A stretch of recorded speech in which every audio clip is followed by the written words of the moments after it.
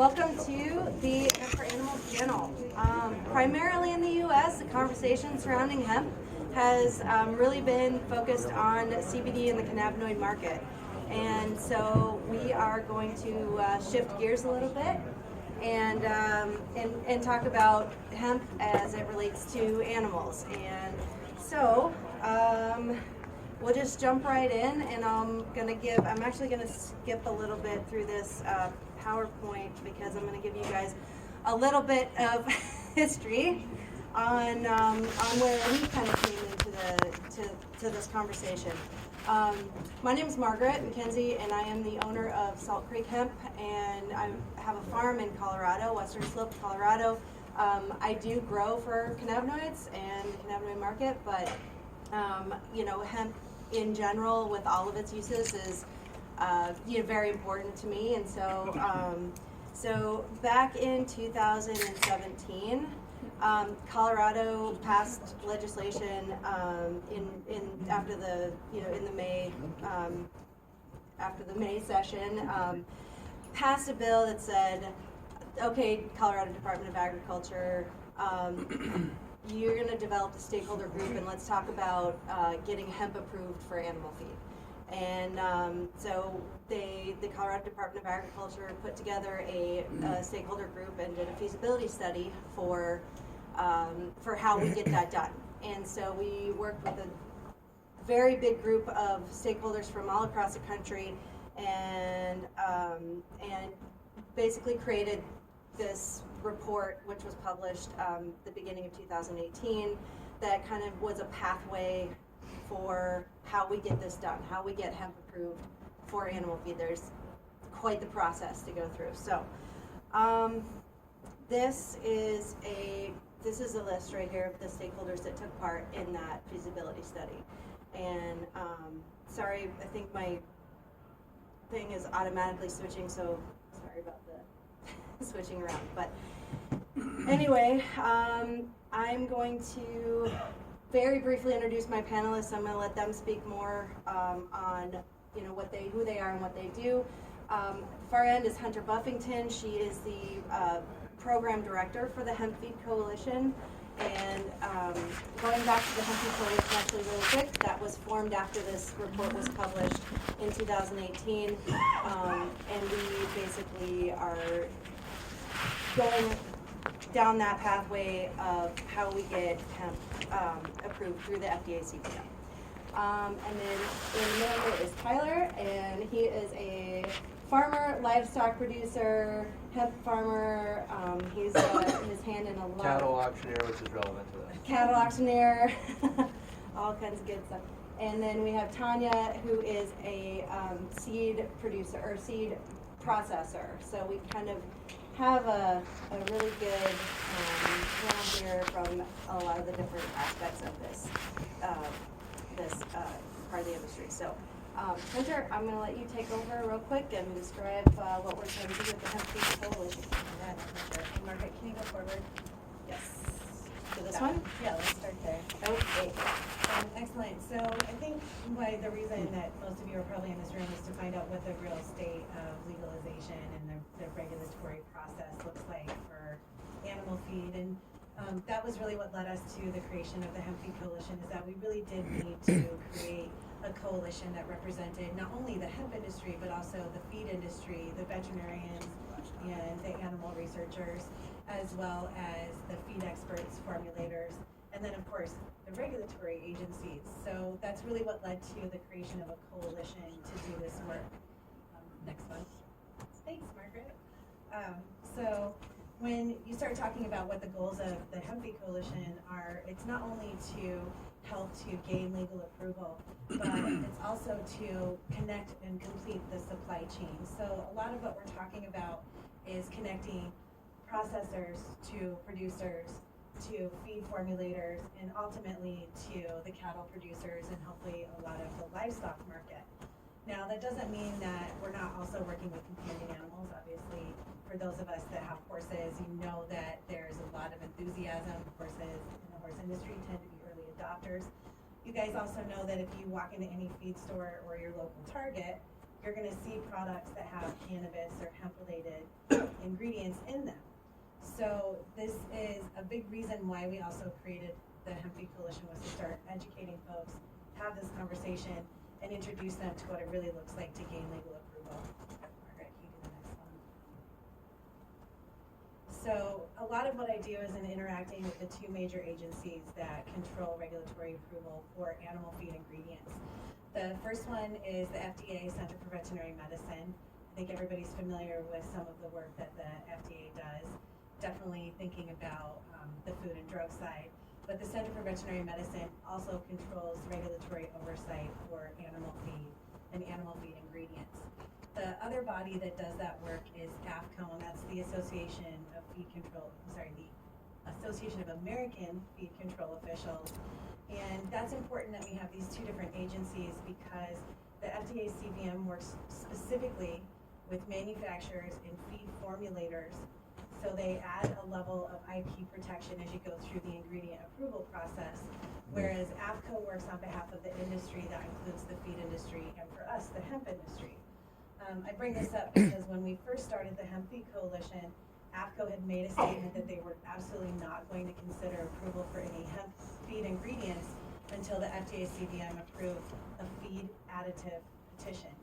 This was problematic because only that formulator can actually bring forth a feed additive petition. So it caused us to make some partners and help to really form how it was that we were going to work through this process.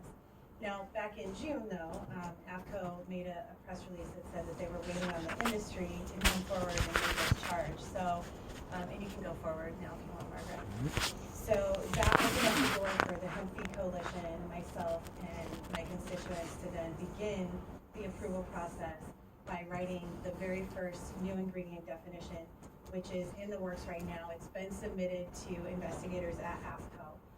And this is going to be a good introduction to how specific it is. But that first ingredient feed definition is going to be for seed meal and seed cake. It's for chickens, broilers, and laying hens. So these are adult rations, maintenance. And the purpose is as a protein supplement. So this gives you an idea of what regulatory approval is actually going to look like. For every intended use, for each species, and for every ingredient is a separate application. Now, you can see through the process, we've got the feed additive petition on the right side. That's really small, thanks Margaret. And then on the left side is the new ingredient definition. The NDI also goes through AAFCO. It's not going to avoid AAFCO, but having a recommendation of approval from AAFCO makes the process actually much shorter. And it means that the industry can put this forward. It's not owned by any one entity or formulator. So that's really important to us as we build this industry. And again, commoditizing those byproducts. That's a lot of our goals. Do you want to go to the grain products? So if you guys have questions about this pathway, come and see me. I'm happy to share this flow chart. I will tell you that my experience working with regulatory agencies is just the time that I figure it out and I put it on a flow chart, then it changes. So malleability is the name of the game in getting this work done. So again, that focus on grain byproducts, there's a number of reasons. The first one is because anybody that's processing, and there was a lot of conversation about this the last group, is that hemp seed oil is the primary driver for the feed, or for the human food marketplace, which means that we have a lot of leftover material that is, by volume, mostly is going to be this hemp seed meal and cake. However, there's a lot of ingredients that come from hemp seed processing that are used in animal feed ingredients, especially the Canadian Hemp Trade Association. There was their e-guide will tell you a lot of the opportunities there. We're talking about screenings, fines, the list goes on, and that's just for grain. But the reason that we're focusing on grain is because the FDA-CVM recognizes that there's the 3 GRAS notifications, right? But those don't apply to animals, so we still have to do this work. But they're much more comfortable looking at grain because of its nutritional qualities. There's no question whether this is supplement or this is drug. Simply the nutritional profiles designate that this is a food product. And so I think that would be a great segue over. Sure. So I actually like to start with the why, like why all this, why the Hemp Feed Coalition. is doing all this work. And like Hunter said, as a seed processor, when we get grain, and let's say we'll just use cold pressing it for seed oil. That's our top producing ingredient right now is seed oil. We get this byproduct, and we get much more byproduct in weight and volume than the grain that we put through the press. So I wish I had some show and tell, but we will have some at the Hemp Feed Coalition booth tomorrow. Definitely come by, and we will have all the different ingredients that we're talking about. We'll have hemp seed cake, hemp seed meal, which is ground up seed cake, and then I think we might have protein or hemp hearts as well. But yeah, so like Hunter said, there is a lot of this product left, but that doesn't mean that it doesn't have an incredible nutritional value. The nutritionals that we've done on the seed cake is roughly between 23 to 30. Ours is 28%, 28 to 30% protein, and then about a 30% fiber. That is with a byproduct. That's amazing to have that nutritional profile. To go a little deeper into the details of that, we've done the amino acid profile on that and the fatty acid profile. You can't see very well on this, but if you zoom in, the fatty acid composition of hemp versus flax, canola, hazelnut, almond, I think soy might be on there, yeah, is pretty superior in some areas, especially in linoleic acid. And that top little white section is the gamma-linoleic acid. What we're seeing, and again, this is anecdotal, this is why these studies are really important, is that we are seeing, especially with some of the markets that were already pushing hemp, getting hemp seed oil and the seed cake into the equine market, is great results. Both anti-inflammatory for gut health, heart health, general overall mood. This isn't CBD, people, this is just grain. The amino acid profile, those top 10 amino acids that are really great for horses, they're seeing a really great profile. You've got that, even it's got a little trace of tryptophan in there, which we're hearing from users is they're seeing a really good calming, balancing effect in horses that are hyperactive. So again, these are all anecdotal, but it is getting out there into the market, and it is becoming more in demand. So right now, our market for our seed cake and our seed oil is probably 80% equine. So just saying that this is anecdotal, and this is why you've got this high nutritional profile on these products that are a byproduct of pressing for hemp seed oil. In addition to that, if we're hauling for hearts, so the hemp heart, again, like I said in the last panel, is the inside of the seed, and then we have all of the little hulls of the seed that could go into, whether it's a bird seed or it's a chicken feed or other channels of feed. There's a lot of opportunities for the byproducts to go into the animal feed market with those high nutritional values. So that's a little bit about nutrition. I'll kind of stop there. Well, and along those lines, this is why we have formed the Hemp Feed Coalition, is to push this, this agenda forward, to push this forward, and be able to start these trials and get funding to fund these trials, so that we do have not just anecdotal evidence, but for proper data that's coming from these trials. So, and you know what, can I add something, Marty? Yes. So if you guys were in the last panel, we were talking about the omegas in eggs. This is where humans are affected. So we're eating eggs, and those chickens are eating something that is getting that omega content.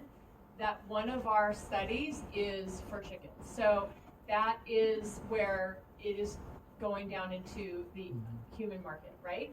Same with, hopefully, pigs and cattle, is that we're eating what they're eating. So just keep that in mind. So. Can we throw a question or two at you real quick here? So, Sure. in the context of what you just described in the previous slide, so are you suggesting that this is seeds approved for the poultry industry?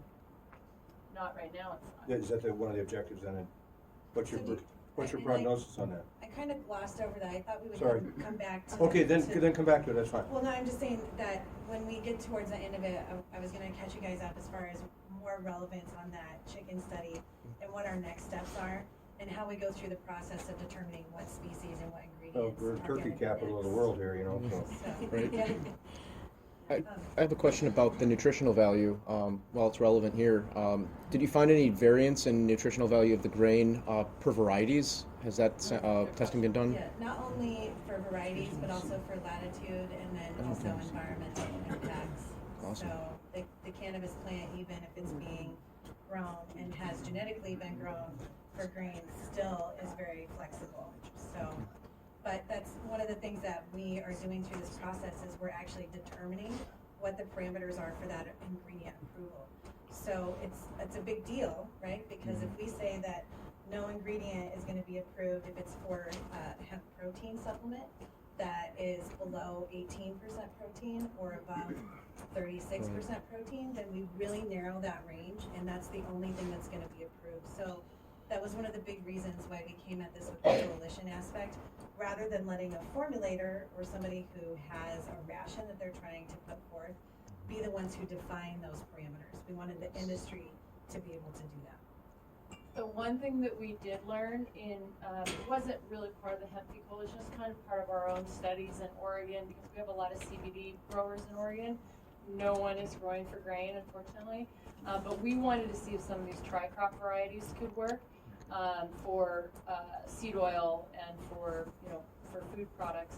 And our tests were animals is would they eat the seed cake that was pressed from a CBD variety, or would they eat the oil? And 100% of the time they didn't. So that's why we're going back to grain varieties specifically. So, yeah, go ahead. Your slide here, the last bullet point says to produce 20 million ton of seed cake would require producing 30 million tons of seed. What is currently being produced? I mean, is that is because there's a big, with the flower market, there's a big supply demand where, and I've been in the hemp industry for 5 years now, and I've seen it go from, little supply, big demand. Now that's kind of balancing out with the flower and the biomass. But what do you see for the seed production? Do you see more demand for seed? There's definitely a shift in the conversation. It used to be, very much centered on cannabinoid production, and now we see there's been an overproduction of flower. Now we're looking at, well, what else can we do with this? And it's great that we're having these conversations. We can definitely see a shift in this industry. Hunter, do you want to? Yeah, do you want to go to the next slide really quickly? So the way I like to describe it is that the United States is the only country in the world that ever stopped eating or feeding hemp to their animals. So we're in a real interesting scenario where most of the products, and I think you guys are familiar with this, we had Manitoba on the last panel. I mean, still, the Canadian supply is what's driving the American desire for these products. The problem is that as this is happening, we're trying to bring processing centers online. I think most of you that have any real understanding of the supply chain recognize that the sheer number of acres that are being produced way outweighs the amount of production that we have in the United States. You compound that with this weird legal, not legal gray area, and you end up with a lot of facilities that are storing this material that's highly nutritious, and there's no legal market for it. So to really answer your question, it's kind of this weird gray area. Last year there was a quadruple in the number of registrants and the number of registered acres. 85, 87, 88, some people say 92, but I go with 88% of that was still grown for flower in the United States. That will not be the case next year. I don't think that there's any farmers that have confidence in the flower market, who grew for the first time last year, who are gonna say, yes, I'm absolutely committed to flower. And I wanna point this out, let me explain this chart to you a little bit, because it's hard to read, the colors are too similar. But across the globe, the fastest expanding marketplace is for food, both human and animal food, and then also body products. So when you think about what is the hemp potential for the United States, is it really in flower if we're talking about a 40% expansion in the global market over the next 20 years? There's a lot of other countries that are looking at our CBD production and saying, that's really nice. We're gonna keep growing green for the rest of the world. So there's a real opportunity here for the industry. And it's, it's one of these, and Tyler's gonna get to talk here in a minute, I know it. But it's one of those where, we grow it, but can we get it to market? It's that market insertion that's slowing the growth rate for the United States right now. And with this would be a great time to introduce Tyler, and let him speak on what it would mean as coming from the livestock producer's perspective. Well, as far as hemp goes and hemp byproducts as an animal feed, my background, I've co-owned Shook Farms with my brother. We got into cattle. We bought into cattle in 2017. We run a cow calf operation. We calve out anywhere from 75 to 150 cows a year. We do a background operation of anywhere from 200 to 500 head, and then we finish a select small amount. The only reason that we have cattle and being, I like to say I'm first generation. My grandpa was a farmer and I have uncles that farm, but we didn't take over anyone's farm like traditionally how most farmers get into farming. So me and my brother just decided in 2014 we were going to start farming. So we rented some land, bought some equipment, and just started doing it. Now, that comes with a whole set of challenges. The nice thing we have is that we don't have grandpa or dad telling us this is the way we do it. The disadvantage is that we don't have grandpa and dad telling us that this is how we do it. So it's kind of a double-edged sword there. We got into cattle in 2017, Western North Dakota, we had a drought. We didn't have a crop of anything. I think we got rain the last time in May, and we didn't get any rain until November. So, and we farmed, it was dry. We had wheat. I baled some wheat that year, did 600 pounds of hay as wheat hay, an acre. So, it was about this tall, and it was terrible. In September, it started raining. We had a canola field and some other stuff that did start growing, and we baled a bunch of hay in October. As part of our operation, we cover a couple thousand acres a year, and a lot more than that, we do custom work on top of that. We seed for neighbors and for whoever. We run fairly modern equipment, larger equipment than what we need, so that we can go out, help somebody else, help pay for the equipment. That way we can afford to use it on our own operation. That helps us buy technology, helps us do a lot of things. So what we did was in 2017, at that point I think we were putting up maybe, 1,000 big round bales a year. And we were selling that all because we had no cattle, no livestock. But when we had to make all that poor quality, pretty much moldy because it was raining and it was October, and in North Dakota getting hay to dry in October is hard. So we put up a bunch of moldy hay, and to utilize that, we bought cows. So we just decided we'll get into the cow market. The cheapest way or the best way to utilize that feed is to run it through them. So what we found out at that point was that in our farming operation, we could increase our efficiency by, number one, screening all of our grain. So I'm combining corn right now because we had a wet fall, and that's a whole other mess. But I've got corn that was light test weight because it froze early. We'll screen it all and feed the screenings. Our hemp, we screen everything, and then we feed it. We use animals and livestock as part of the other thing is in the next 5 years on our operation, we'd like to move to more and more polycultures. So less monocultures in the field, be it if we're seeding, this year we tried some wheat, some soybeans, if it's corn and maybe hairy veg, or something in the middle to try and break that cycle, because Mother Nature doesn't grow one crop in a field of 100 acres or 200 acres or 300. It just doesn't work like that. That's why we have our weed problems. That's why we have our weed issues. That's why we have our Nutrient deficiency. a whole bunch of problems are created by the way that we farm, and that's a whole other story. But so in the next 5 years, that's our plan, is to move into more natural processes, mimic nature instead of fighting her, Mother Nature. And so the cattle help us, and we're talking about adding sheep maybe this year. But that's a whole other long can of worms. But the cattle help us process feeds that we can't use. So part of the deal we have with the processor we have for hemp seed is that because the cake is really hard to get rid of from a processor standpoint. 2/3 of what comes out is cake. And it's nutritious enough. I mean, we talk 33% protein or 30% protein.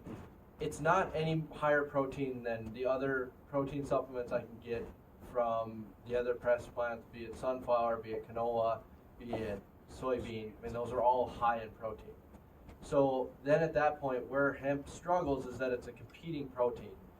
Right now, the price processors and producers are going to have to sit down and come up with a price that actually works.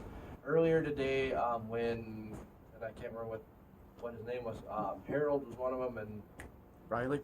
Riley. Yeah, when they were talking, they had a number of $222 an acre. You sit back there. $222 a ton.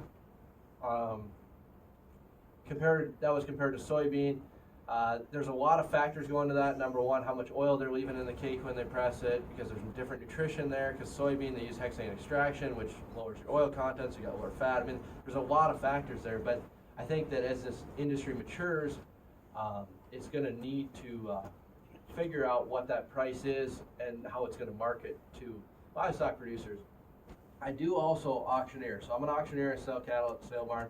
We sell about 150,000 head a year through the primary barn that I sell at. I also sell at a couple other, but in Western North Dakota, there's a lot of cattle. So the cattle industry is a commodity industry. It's not a companion industry like horses or dogs or cattle or cats or pets. It is 100% a commodity. So what we have to look at is a producer is going to buy the lowest cost feed he can, because there's a certain margin there. I mean, cattle aren't worth any more because they're fed hemp at this point. Now, there may be some niche markets developed for that, but as a large-scale commercial operation, there will never be, well, I shouldn't say there will never be. There isn't a lot of upside in a major, where the whole United States, let's say 10 or 15% to make it viable to track all that, would want to purchase hemp-fed beef at this point. So, Unless when we do our trials, it proves that the beef that comes from that cow is, exponentially more nutritious or whatever. But this is another reason why we need those trials, to see what it actually does to the beef that is produced from raising it or finishing it on a different grain that is, hasn't been done yet. So, Real quick, did you feed them enough, and did you have enough of a trial to see if there was any improvements from their digestive tracts and some of the things that you need to do to maintain a cow? Last year I only finished 4 head on hemp, because I had a limited supply of what I had for cake. So we were feeding a ration that they were free choice on roughage. So they could eat, and the roughage was it was CRP hay is what it was, but it was, so CRP hay would be, we gotta bale it, and we have to bale it after August 15th, so it's pretty much dry grass, right? Not a lot of nutritional value, but it's a roughage. They got that along with 10 pounds of corn a day, 10 or 10 and a half, I don't remember. 10 pounds of hemp cake, which was 33% protein. It was, I think 12% fat, 80% 80 to 90% total digested. I off the top of my head, I didn't bring the data. I didn't know I was speaking on this panel when I came, so. But, well, I mean, if you didn't, I mean, I'm curious to see what happened to dairy cattle too. I mean, see what your veterinarians' support would be, comparatively speaking. So. Well, and I think that I mean, so the ones that were slaughtered or harvested off that operation graded choice to prime. They probably, compared to the other cattle that we feed, that's a pretty standard. I had I would say 3 were, and they weren't done in a commercial, USDA graded. They were done on an exempt, for produced for individuals, so the way it works in North Dakota, I think nationwide is, the individual buys the animal because you can't sell beef without a retail license, so that becomes a whole, but compared to what I would think they would grade, and that's anecdotal, I understand, choice surprise. I mean, but with the genetics that we have in our cattle, they were Black Angus and Black Whiteface, so Hereford Angus cross. I would have expected that coming out of a feedlot anyways. I wouldn't have expected them to grade less. I didn't see any obvious, wow, they were better. But I didn't see any detrimental effects either. Right. So so that's positive. So, and I can speak to that, because my job is literally to look at all of the data and to see where we have gaps or holes or where there's enough anecdotal evidence to start to try and make assumptions so that we can figure out what we want to look at and focus on in the clinical trials. So what I'm hearing is that the marbling is comparable to a lot of high fat, high caloric feeds like corn. That's great. The other thing that I'm hearing is that when you're feeding hemp products, that what's coming out the other end is far less filled with the seed, with the hulls. And that's important, because what you put in, you want them to actually be able to digest and utilize. So, and I don't have any solid numbers for how much less the output is when you're feeding hemp, but it was noticeable to the 2 producers that I spoke with. And one of those is also feeding bison. So this is a good time to talk about the 2020 industry update. And I think you guys are starting to ask some really great questions and can see what it is that we really have to deal with when we're talking about creating the marketplace, but also creating trust. There is a large sector of the agricultural industry, especially those that are livestock producers, that still will ask me to this day if feeding hemp to their cows is going to get their cows high. And it's incredible how often that happens.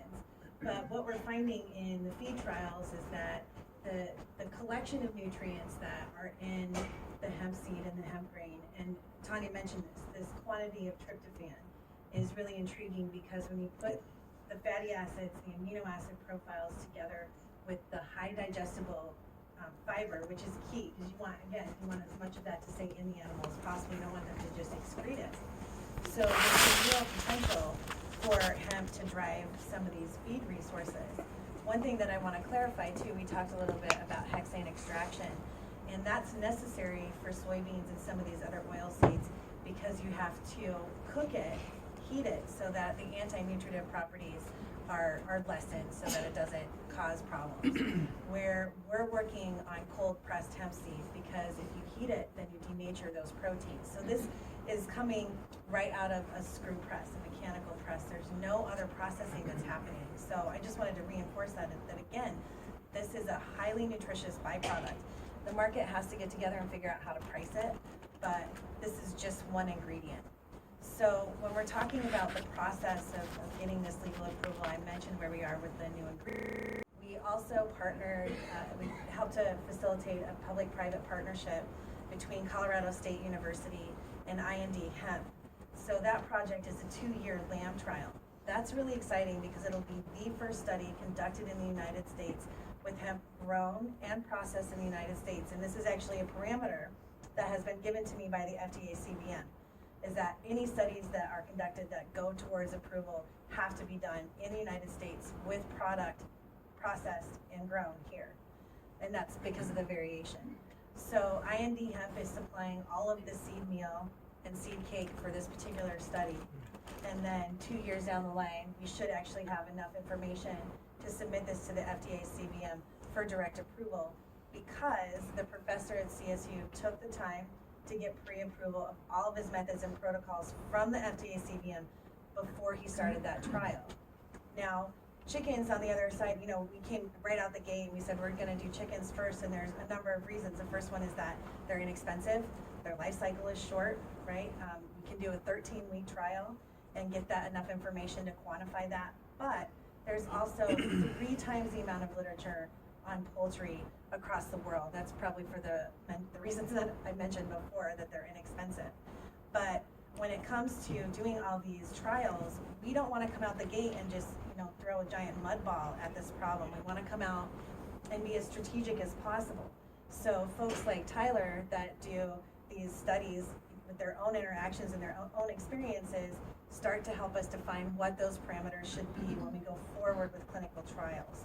The goal is then to identify a producer, partner them with a researcher, and then partner them with a processor or producer so that this material is not wasted and we can at least put some sort of donative value on it so that we can get this research. So we're trying to streamline the process so we're as efficient as possible so that we don't have to do 5 studies for each species. But I'm not gonna lie, it's very possible, depending on what the outcomes are, that we may in fact have to do that. One of the things that I wanted to mention, and Tanya brought this up, were these GLA eggs, these omega eggs. The poultry industry is so excited about this. They want it yesterday. Well, we don't have approved analytical organic chemistry methods to analyze cannabinoid transference in meat, milk, and eggs. So even as we're doing the studies, we're gonna have to wait until we can find 3 universities or 3 different entities that can come out and fast track protocol development and validation through AAFCO so that we can then use that validation to prove our results. So while I talk about how exciting this is, and here's my life, I always said I was the wah-wah girl, like everybody gets really excited, but it's gonna take some time. The advantage to this is that while we're figuring this out, while we're fixing these gaps and holes in the regulatory structure, it's gonna give us time to increase our processing capabilities, and it's gonna give us time to create the market so that we're ready for insertion once all this comes online. So when we talk about the chickens, that's gonna be faster. I'm really hoping that we'll have that through the FDA-CVM and AAFCO first, then through the FDA-CVM within 18 to 24 months. And the average is 4 years. So this is quite fast for the FDA and any large regulatory agency. And they want it. I can't tell you how much pressure I'm getting, not only from the industry, but also from the regulators and the feed industry. They want us to get something ready for them to use. They all know that this product is just sitting in warehouses and is very nutritious. Yep, absolutely. So we only have a few minutes left, and so I think let's wrap it up with how you can all participate and help. And I'm also gonna let Hunter give this next. So let's wrap it up, and then we'll have time for a few questions. Yeah, and so I just want to say thank you. Margaret was on that stakeholder group. If it wasn't for her, I wouldn't be here. This organization would have been formed. So it's her fault. I tell her and Wallace this all the time. Tanya volunteers on a number of committees and is invaluable, and Tyler doesn't know it yet, but he's in the middle for a reason. So there's a lot of ways that you can participate. One of the biggest barriers that we've had is in nutritional analysis. Again, we have to have nutritional analysis from varieties that are grown and processed in the United States. This includes the expensive amino acid, fatty acid profiles, but we just need enough data points to satisfy the FDA-CVM that we've done our due diligence and we understand what the variation is. And also because once we set those parameters, it's as inclusive as possible for what we're actually seeing produced in the United States. So that's one way you can share if you're a farmer or processor. If you have livestock or animals, sharing with me experiences that you have is wonderful. If you want to fund a study, if you have product that you want to market, it's a great way to say that you're doing your due diligence, that you have a product that should be in the marketplace, and to give us a chance to shout out your participation in this legal gray area. So you can volunteer on subcommittees, you can share information, you can donate $100 and get listed on our website. I'm sure you can imagine that there's lots of ways to sponsor or engage with actual research too. Would love to talk to you about it. If you know somebody who wants to participate, Yes. you know, just My making email's the up there, I think. connections. Oh, wow. So what's the minimum requirement for materials so that it can be tested? Even if there has been material that's locally grown and sourced that has those nutritional panels that, how can we get that to you? How can we collaborate? Yeah, so we have a discount through our partner Eurofins. It's a 10% discount for anybody that wants to participate with that discount and then share that information. But it's as simple as emailing it to me. I have a spreadsheet that I include that information in. But to give you an idea as far as parameters, for data collection, we're looking at 33 points is a better data set than 30. So that's really what we need whenever we're comparing not only the feed trials, the clinical feed trials, so we need 33 individuals on each of the rations, but then 33 of those tests for general nutritional profiles. FDA-CVM recently told me that when we're looking at amino acids or fatty acids, specific profiles, that they are willing to take 5 to 7 non-consecutive lots as their sample size. And this is really great information because what it means is that every time I meet with them, they bring the bar down a little bit because they want us to be able to get this done. And those analyses are not inexpensive. So when talking about weight of material, what's the minimum I mean, requirement? it's what, 10, how much did you guys send in? Oh, not much. I mean, like, I think we send in like 3 pounds, nothing. Which is a lot more than they need. Yeah, I Yeah. send them more than they need so they can, you know, I mean, I think, yeah, they don't Split much. sample and save. Yeah. I would, Thank Hunter, maybe mention how much these studies cost, because to give people an idea Yeah. of how much funding is needed to do this kind of work. Yeah, so a couple parameters for you. The CSU LAM trial, again, that's 2 years, and it's 99 individuals. Again, he really worked on helping to set the parameters, and that study is $180,000. That includes the weather lambs, it includes all of the analytics, and mind you, they're collecting samples that we can't actually analyze yet. So there's storage in there, there's also looking at the harvest. So they're gonna finish out these weather lambs, monitor them throughout the entire study, and then produce this information. We also are looking at a dog trial for protein powder, that's really popular, imagine that. To do a clinical trial at a facility, again with 99 individuals, is about $100,000. That test, or that clinical trial can run 45 to 90 days. We are talking about mechanisms to see if we can convince the FDA-CVM to let these trials occur with the dogs in the home instead of having to buy research animals. And that makes it a $60,000 study. So, and again, this is one ingredient for one species for one intended use. So we do have a fundraising goal in the next 2 years of raising $1 million because that'll be a really good start. But when you think about the market potential, everybody in this room could list off 3 giant companies that have pet food products that $1 million would be nothing to. But we want to be cautious and make sure that at the end of the day, it's the industry, the farmers, the processors, and the livestock producers who own this and can use it, instead of just Nestle or Mars. They're great too. That deserves an applause. Were all of these studies done before they allow human consumption? Why do we need it for cow? I mean, I would really love to give you a logical answer, and I can't. The problem is that grass doesn't apply to animals. The concern is that even when it's a companion animal, dogs, cats, birds that we're not eating, horses that we're not eating, we still have to go through the clinical feed trials. I We got can't avoid it. 50, 60 head. If I want to go home and do this, what are they going to do about it? Well, I mean, nothing, and I would tell you that it's you can do everything that you want, just don't say hemp fed anything on your marketing. That's where the line is really drawn. Just share your results with me, let me know. I mean, I'm not gonna discourage you, there's a lot of need for this, and in fact, if you do want to participate in a research study, there are mechanisms through the FDA that allow you to sell those animals if you get pre-approvals. This is how we're working to try and fund some of these cattle studies with animals that are far more expensive than chickens. Is all gets so much